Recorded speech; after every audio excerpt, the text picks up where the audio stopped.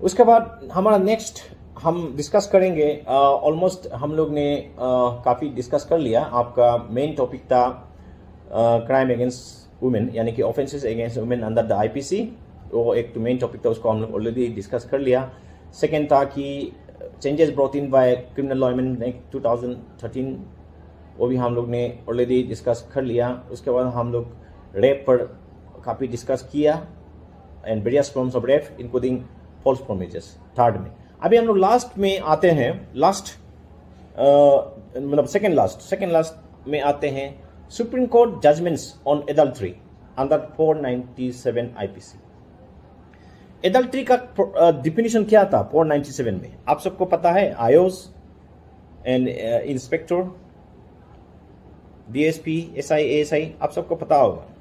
ये था sexual intercourse with wife with her consent.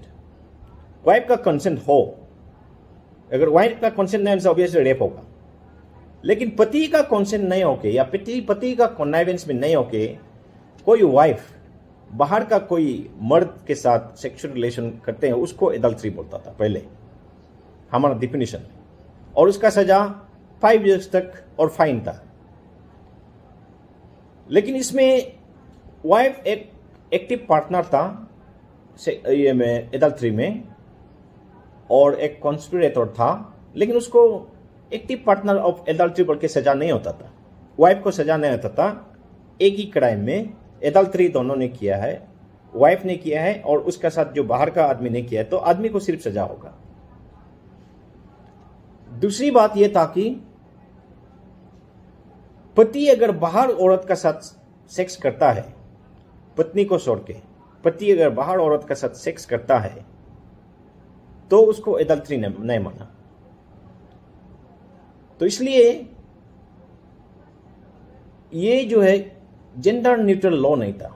तो इसको बहुत लोगों ने मर्द का तरफ से, पति का तरफ से भी कोई सुप्रीम कोर्ट को बोला कि एडल्ट्री अगर करता है, इवन 1951 में भी केस डाला सुप्रीम कोर्ट तक कि इसको क्वाश करना है बोल के, ये लॉ को, या तो औरत को भी सजा देना बल्कि क्योंकि उसने भी कमिट किया, ये क्राइम किया।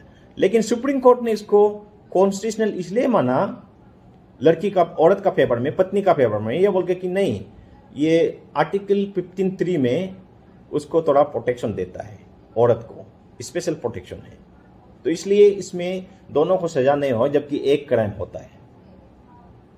और औरत का पार्टी से ये आता था, इस बार का भी मेन पॉइंट वो था कि इसमें तो पति क्यों कंसेंट देगा? पति, लड़की क्या कोई प्रॉपर्टी है क्या कि उसका साथ सेक्स करो बोल के कोई पति कंसेंट देगा? कंसेंट देने से वो क्राइम नहीं है, पत्नी नहीं करने से भी। ये भी तो फिर औरत का अगेंस्ट है।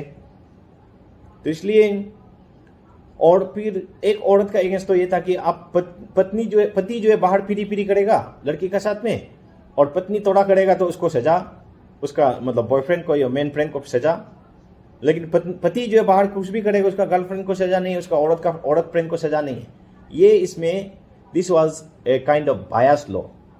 तो इसलिए इसको सुप्रीम कोर्ट ने इस पर क्वाश किया है 2018 में।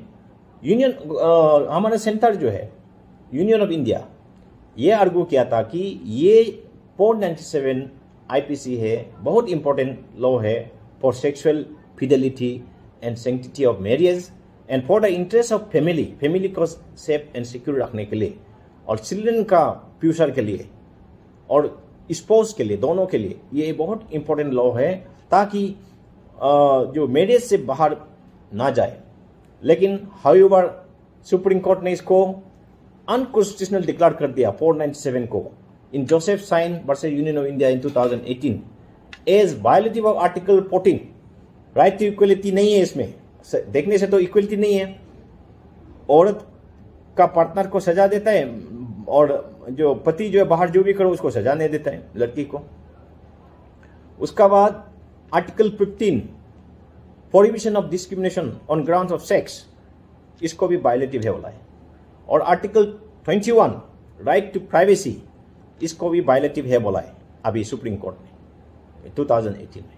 उसके बाद ये बोला है कि this 497 section dishonoured disrespect women's sexual autonomy या women's sexual freedom and her choice of sexual partner. Even ये तक भी बोला है कि शादी होने से it does not mean that she will surrender herself to her husband throughout her life. ऐसा उसमें सुप्रीम कोर्ट लोग ने बोला है कि ये तो अनकॉन्स्टिट्यूशनल है।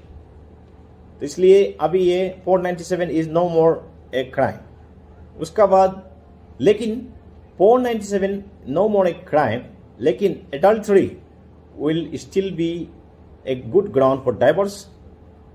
और एडल्टरी का वजह से कोई अगर सुसाइड करता है वो अमेंडमेंट ऑफ सुसाइड आएगा 306 में, और एडल्टरी करता है जबरदस्ती तो वो ऑब्वियसली 376 आईपीसी में आएगा।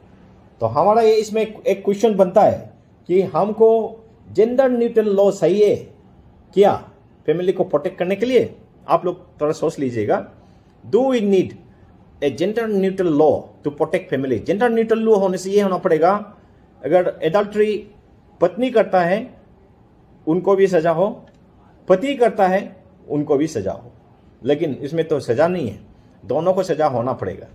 या क्योंकि अगर फैमिली को प्रोटेक्ट करना है, बच्चों का फ्यूचर को प्रोटेक्ट करना है, पति पत्नी साथ रहना बहुत जरूरी है। लेकिन क्या आप लोग इस freedom of sex outside marriage को मानते हैं क्या? जो जैसे अभी 497 अगर एडल्टरी अगर अनलॉफुल नहीं है यानी कि लॉफुल है, यानी कि freedom of sex outside marriage, आप उसको मानते हैं क्या? ये आप लोग डिस्कस कर लीजिए। जस्ट आज का मेरा ये टॉपिक इस पर 497 पर था बोल के आपको मैं थोड़ा जस्ट 2 क्वेश्चन है कि हमको जेंडर न्यूट्रल लॉ सही है क्या टू प्रोटेक्ट फैमिली। दूसरा है कि डू यू एग्री कि there should be freedom of sex outside marriage also.